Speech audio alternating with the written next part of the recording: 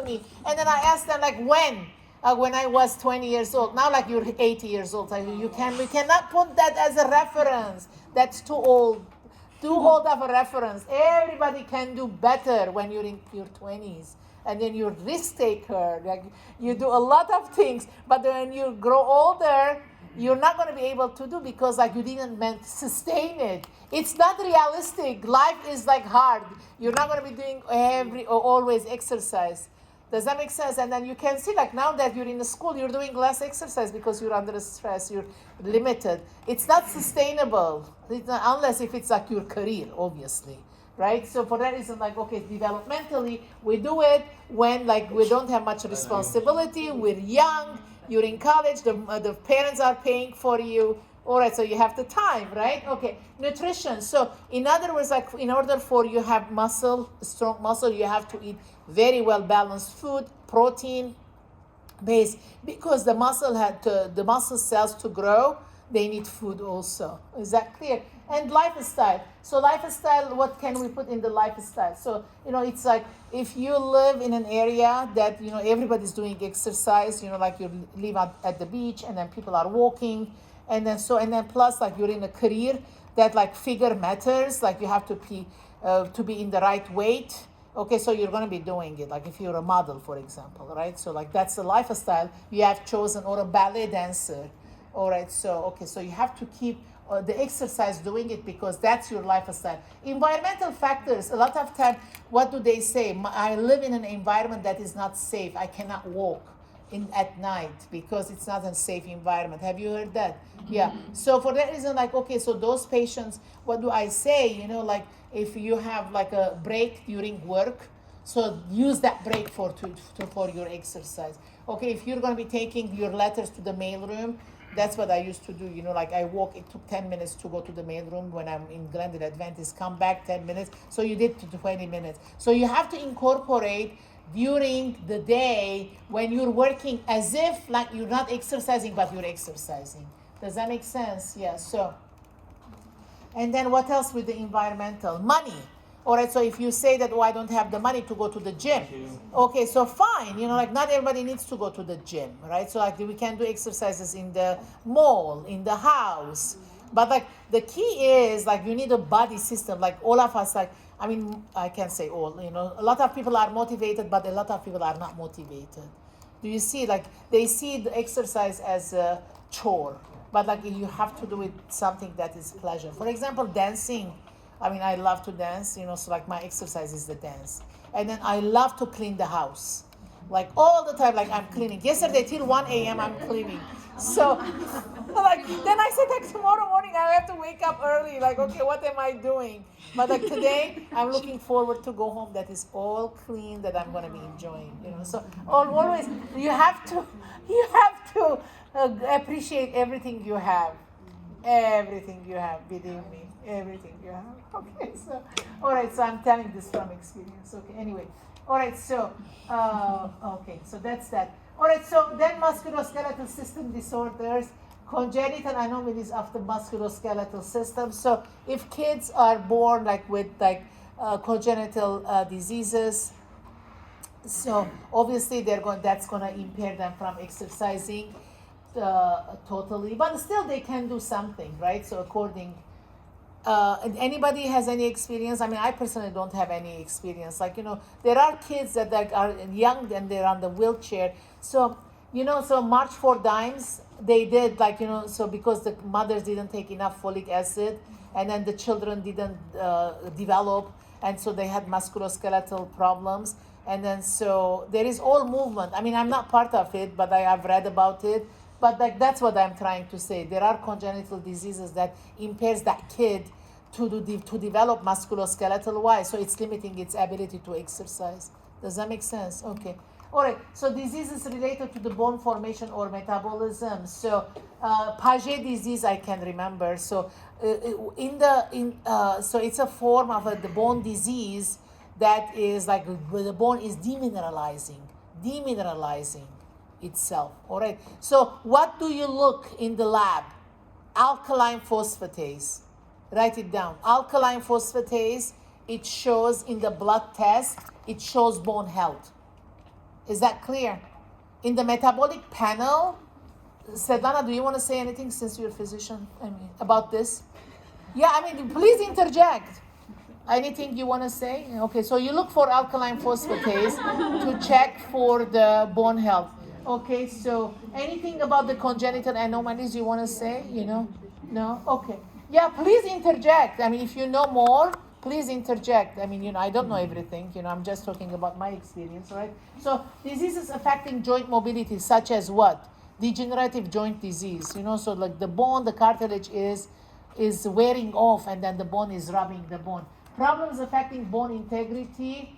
So what is it? Like if somebody is a ballet dancer, like they didn't eat a lot of food, and or they eat like anorexia nervosa, they don't eat everything. Oh, this is I can't eat. Oh, I cannot eat this. Oh, I cannot eat this. So like they grow up, they didn't take enough nutrition, enough minerals, all through their adulthood. And now what's going to happen? That bone doesn't have any reserve. It's just like having a bank account. It's saving account. So so if you are laid off and then you don't put like savings account, what money you're going to be using? Does that make sense? So these kids, they were very anorexic, and then they were very selective as far as food intake. So they didn't have enough reserve. And then so the bone demineralizes faster.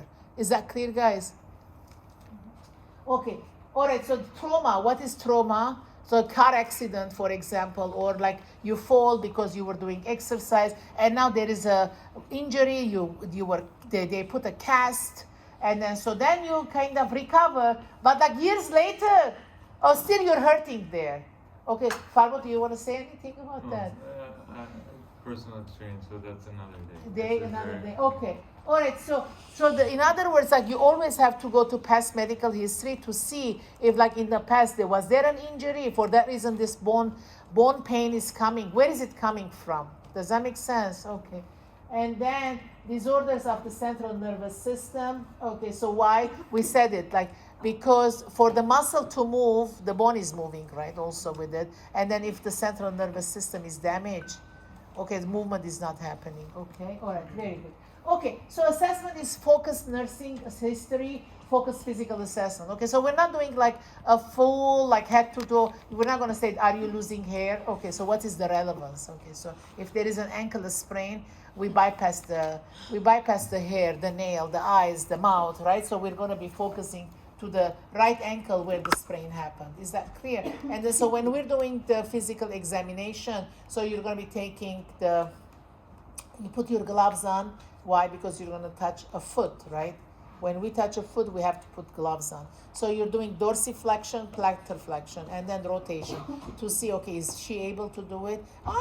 Like it's hurting, I cannot do it. So you know that there is a muscle sprain or possible fracture. So you're going to be doing focused physical examination. Are you with me, guys?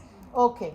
And then so you see like, okay, is it full range of motion? It is limited range of motion. Can the patient do dorsiflexion? And then, what was the dorsiflexion? It was up. Why? Because you hit the door like this. Okay, plantar flexion is you kill the plant or the weed doing like this. All right. So you're gonna see how much. What are they doing? Can they do dorsiflexion, or they can do plantar flexion, or they are unable to do plantar flexion but they can do dorsiflexion. So that's how you're gonna be writing. So you can see like how much there is limited range of motion. Is that clear?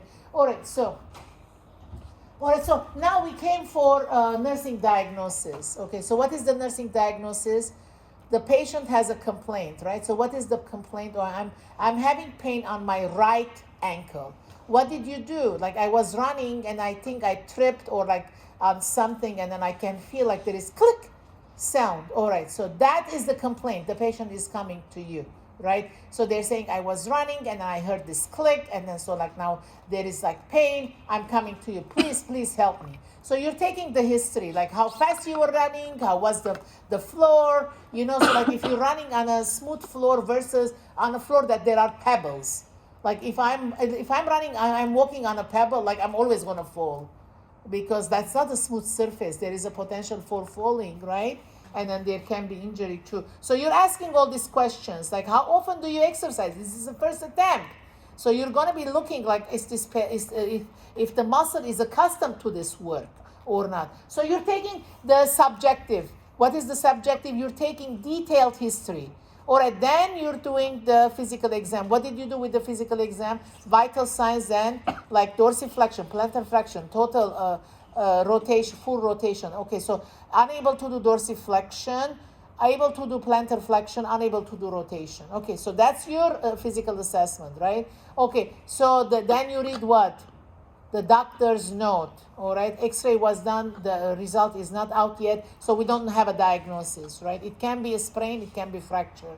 Do you agree? All right, so what is this? This is assessment. What was assessment? Subjective, objective, doctor's medical note, right? Subjective, you ask all these questions. How often do you run? Objective, you did the dorsiflexion, plantar flexion, rotation, vital signs, all right? So, and then you touched.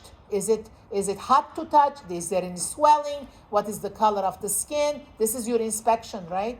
Okay. So then you read the doctor's note. Now, like you have there, you know you're the assessment. Now, what are you going to do? You're going to put nursing diagnosis. What is the nursing diagnosis? The problems that this sprain might cause. Is that clear? So what are the problems? Look what she put.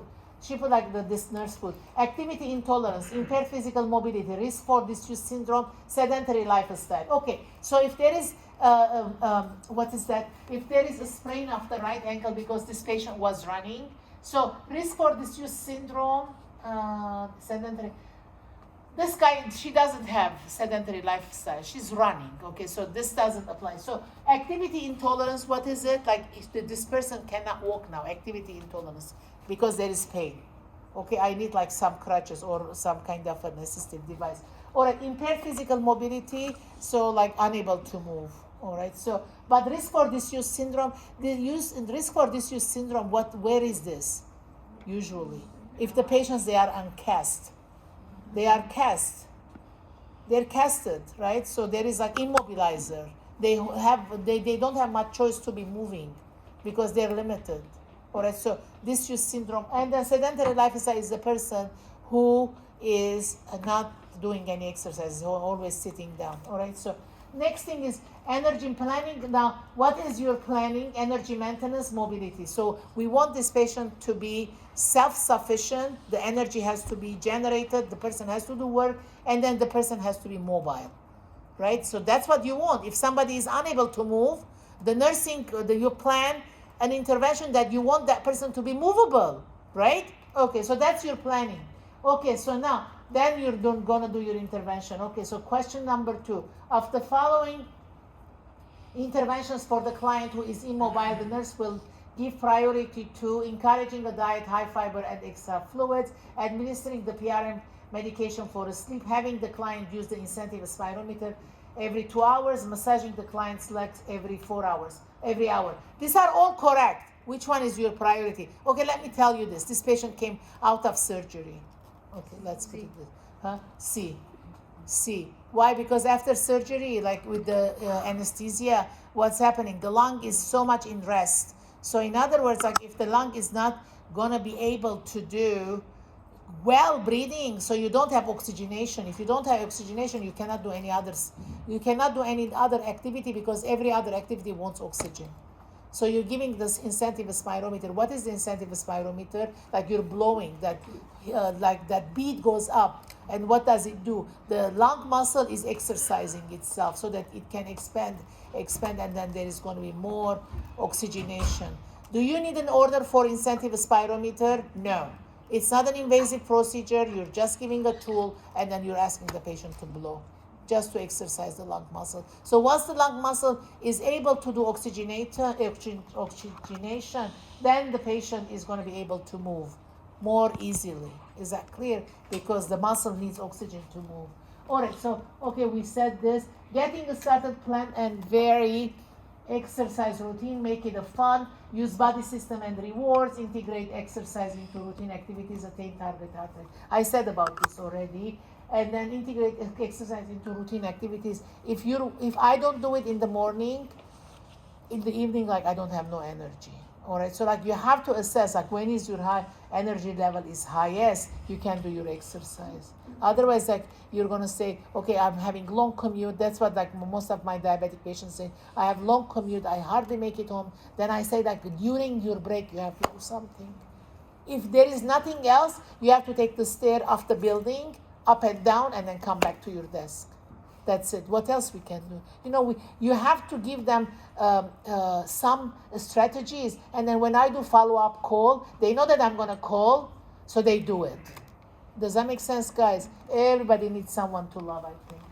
Okay. Tips for successful exercise routine. Not all physical activity has to be exercise. Wear good shoes, stretch, warm up before you start. Maintain exercise intensity for 30 to 40 minutes. And alternate exercise activities, stay dehydrated. Okay, so, all right, so we already know this. Proper alignment of the hospital bed. We said it, like, if you're gonna be doing a morning care to the patient and then the bed is low, you're not gonna be going like this, okay, let me clean you. Bring the bed up so on your level so you can do it at ease, because otherwise you're injuring your spinal column, the vertebrae. Okay. Use of range of motion. We learned this. Incorporation of pillows, wedges, side rails, overhead trapeze, footboard, sandbags, trochanter, rolls, springs. So I can talk about the overhead trapeze. These patients, they have like ortho injuries. They're casted. So the overhead trapeze, have you seen it? It's like a triangle. Like the patient holds it and then lifts his buttocks. I can do the sheets. Like I can change the draw sheet. Is that clear? So kind of they help me, all right? Because otherwise, like, okay, like moving the patient with the cast, it's like too heavy, right? So like you can kind of say, okay, can you lift yourself up? They can, because the upper extremities are good. And then so if the foot is casted, so then I can do the changing or like cleaning him too, giving him perineal care. So that way they can help. If there wasn't the trapeze, it's going to be harder for me. Okay, guys, okay. Okay, so this is the Fowler position, lateral at the side, prone. Okay, so the Sims position, last time I talked to you about the enema. What position you're going to be putting? Remember, ascending column, transverse, descending, sigmoid colon. So the rectum, the anus, and then so you're going to be giving enema to this patient. Descending column is what side? Left. So the patient has to be on the left side. Sims position. Do you see? They are lateral, but like one foot is a little bit forward, so you can give the enema. And then so you can put the bedpan under it or the draw sheet. So if the feces comes, all right. So, all right, very good. Here, supine. So this is supine. Okay, moving a patient in the bed, moving up in the bed, all right, so turning in the bed and log rolling. So if you're gonna move the patient up, if there is trapeze, they can move also, they can help you. But you need two people. So I'm this side, you are this side, hold, 1, 2, 3, then I have to move. Always on the headboard, I put the pillow.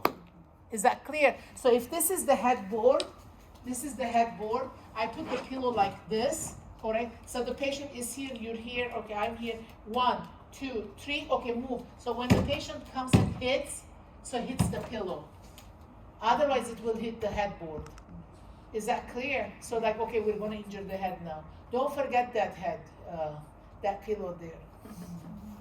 So anyway, okay, so turning in bed, so usually like I put like the side rail up and I say, look, you hold the side rail and I'm gonna turn you. All right, so then like, I can clean or like log rolling. What is log rolling? You do this like if you suspect a spinal cord injury or when you're having hip replacement. They have to be log roll. So log roll is like I'm here, Christy's here, so the patient is flat. We have the draw sheet together. 1, 2, 3, log rolling. Both body has to roll, not like part of it and the other part. Otherwise, if it's a fresh hip surgery, the hip is going to be dislocated. And if there is a spinal cord injury, you're going to make the injury even worse. Is that clear, guys? Okay. All right, so I think, okay, so you see this is the board. Okay, so, and then this is the Hoyer lift. One good thing about this Hoyer lift now, okay, so it weighs the patient too. There is a scale. Okay, it weighs. the patient to always have another person, like, because it's a little bit scary, and then so like the patient is up, you can put on the wheelchair, or like you can change the bed also. Okay, and then so always at the back of the patient, all right, so because like you're acting as a pole, and then the belt helps you, like, otherwise where are you going to be holding him? Okay, this may require conditioning exercises, obtain appropriate assistive devices. All right, so identify the true, some patients need walkers, some patients need canes. Identify the true statement about devices used when assisting clients. The client should stand a foot back from the leg of the walker. A cane should be used by the client to support the weakest side of the body.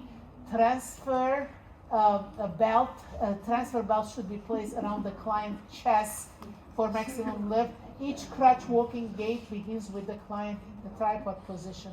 So what is the correct answer is D. The tripod position is the basic crutch, a standing position.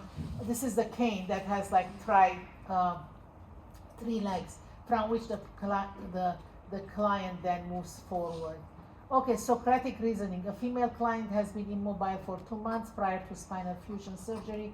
After the procedure, the client wants to get out of the bed and walk, even though the surgeon prescribes bed rest for 2 days. What should you assess prior to assisting this client out of bed? What type of exercises should the client perform before ambulating? What can you do or teach the client to reduce the hazards of immobility?